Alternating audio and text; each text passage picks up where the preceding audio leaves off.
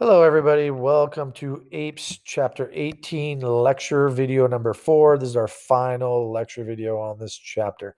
Well, what are you seeing over here? You're seeing these pumps being installed so that they can get rid of some of the saltwater intrusion that is coming up and billowing through the soil and ruining parts of the coastal communities of Miami Beach.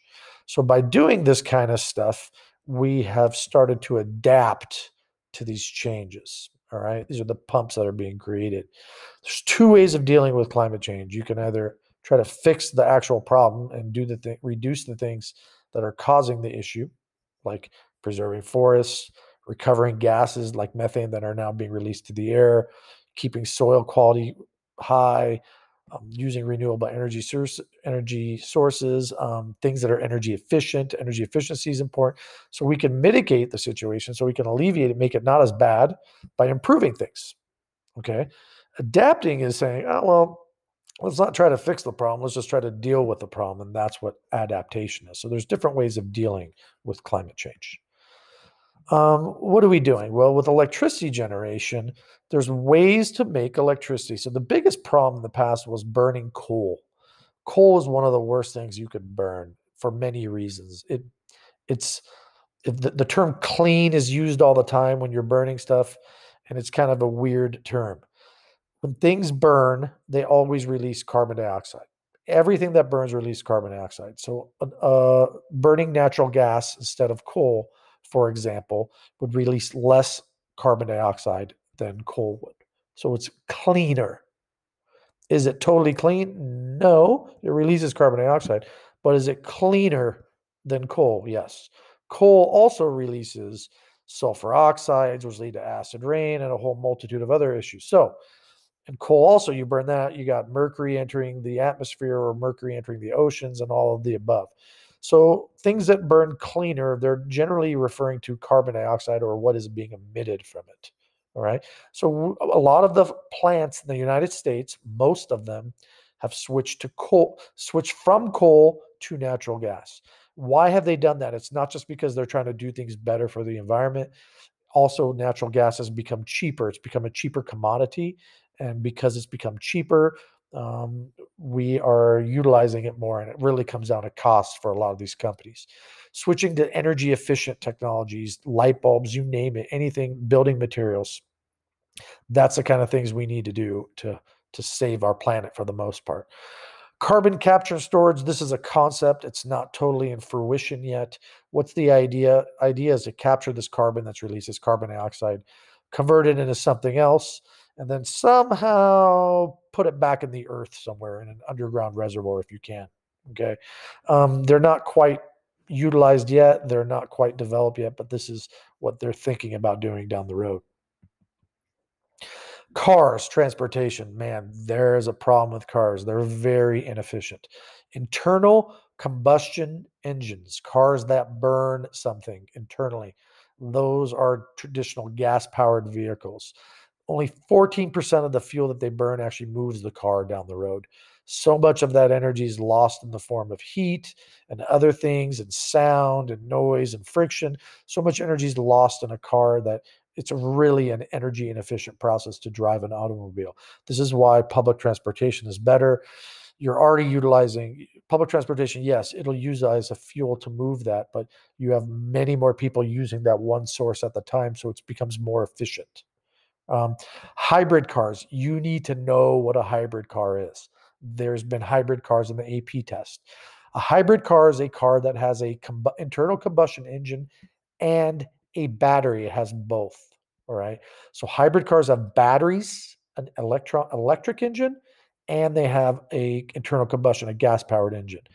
How do they work? Well, their electric powered motor is used when the car is generally not moving very quickly or not moving at all. So when your car stops, your electric motor kicks in for the most part. The electric motor in a hybrid then can be used to continue running your AC, running your radio, windows up and down, and all that while you idle and don't waste fuel. Then when you take off, the electric motor works at lower speeds, and taking off is when gas powered cars are more inefficient. So once you get a car going, a gas-powered vehicle, a combustion engine, can be pretty efficient once you get it to go. So these hybrid motors are generally used, these electric motors are used at low speed or at no speed at all when you're stopped. You conserve energy that way. They get the car going. Once the car is going, you've overcome some of the friction and then momentum is now in your play. So now the electric motor can kick in at higher speeds, and hybrid cars are very efficient. You're talking 40, 50 miles per gallon, generally speaking, with a lot of these hybrids on the market. Electric vehicles, they're a great technology of the future. There's some problems with electric vehicles. They're extremely expensive. They require a lot of mining to find the lithium they need in their batteries. I mean, there are some downfalls on them, but they're very efficient cars.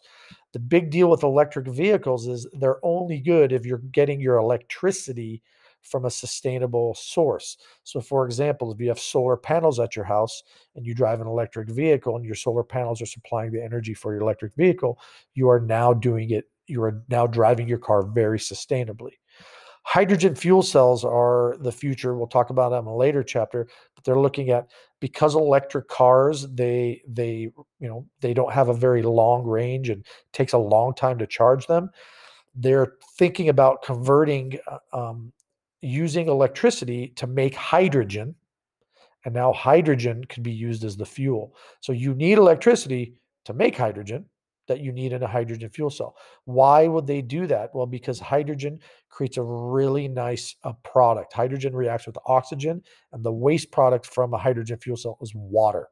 So their water as a waste product is nice. The big issue is that where does this hydrogen come from? And that's a future chapter for us to talk about.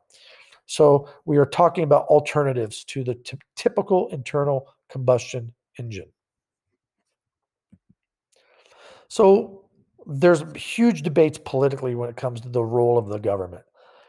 Republicans generally believe that there should be less regulations. Let corporations do what they need to strive in capitalism, make money.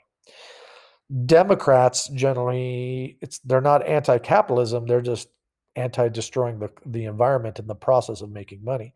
So the Democrats would say, go ahead, make money, but make your money using sustainable sources, doing it sustainably, not deregulations and things of that sort. So the Republicans generally believe in deregulation. The Democrats generally believe in regulation. Why regulation? So the environment doesn't get destroyed. Why deregulation? So that businesses can make more money, basically. So there's reasoning from both sides as to why these things need to take place. Cap and trade, well, the government says, hey, you're only allowed to produce a certain amount of carbon dioxide from your particular factory or your corporation.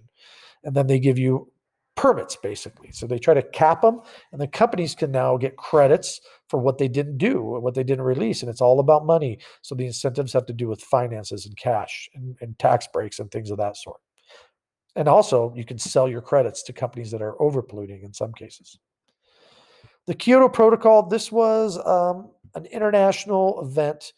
A lot of countries got together and they said, hey, let's do something to help reduce greenhouse gas emissions. And it was done in Kyoto, Japan, and it was called the Kyoto Protocol. The U.S. did not ratify it at that time, but everything has to do with politics at the time. And in the U.S., you got a president, you got a Congress, and you got a Senate, and all three are not necessarily on the same political spectrum or same political page.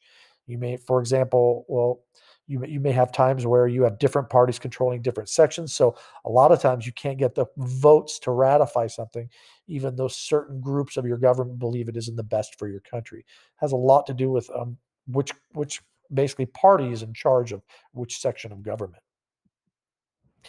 The Paris Climate Accord took place in 2015.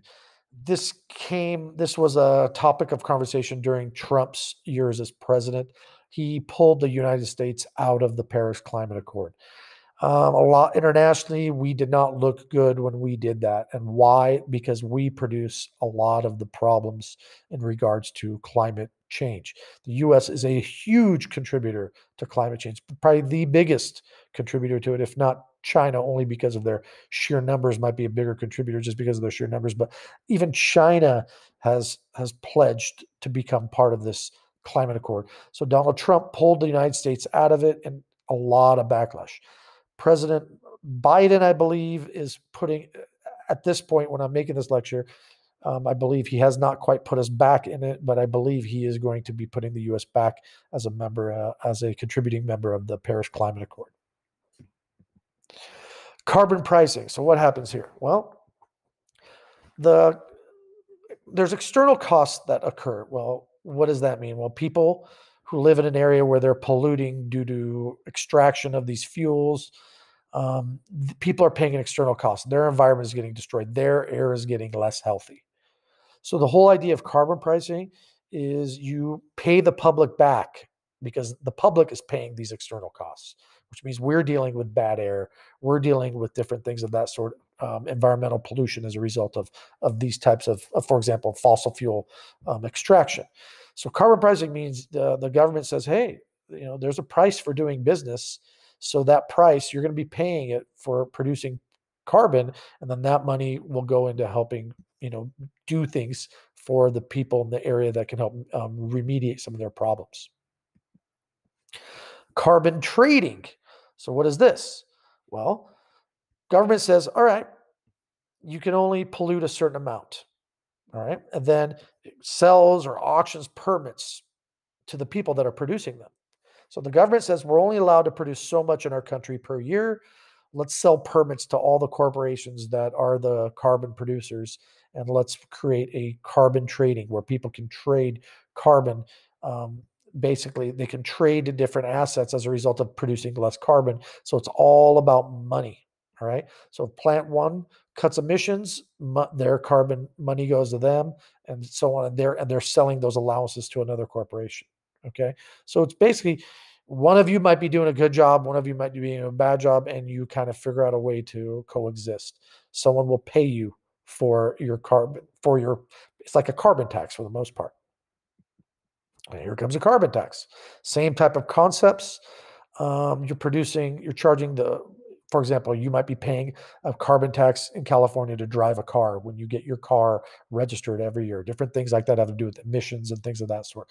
So you're paying for the fact that we are polluting. Carbon offsets. Okay. So what they're saying here is, listen, if there's a project that's going to do some damage to, for example, plants, you're going to destroy a forest to do something, you've lost the ability to sequester the carbon. Those plants are gone. So what could that plant do? They can offset what they're doing, like a coal burning plant, which is releasing a lot of carbon. They can offset it by reforesting an area, planting, making a park.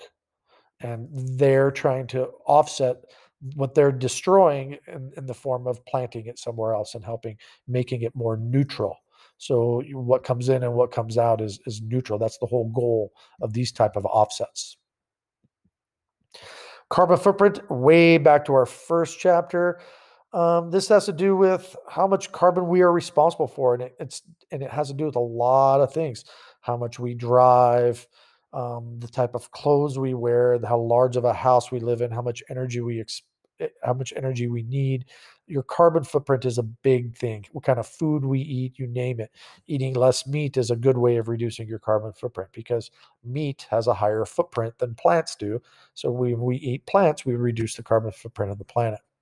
A lot of people nowadays, traffic and congestion, they're trying to specifically live closer to where they work, so commuting isn't as big of a problem. There we go.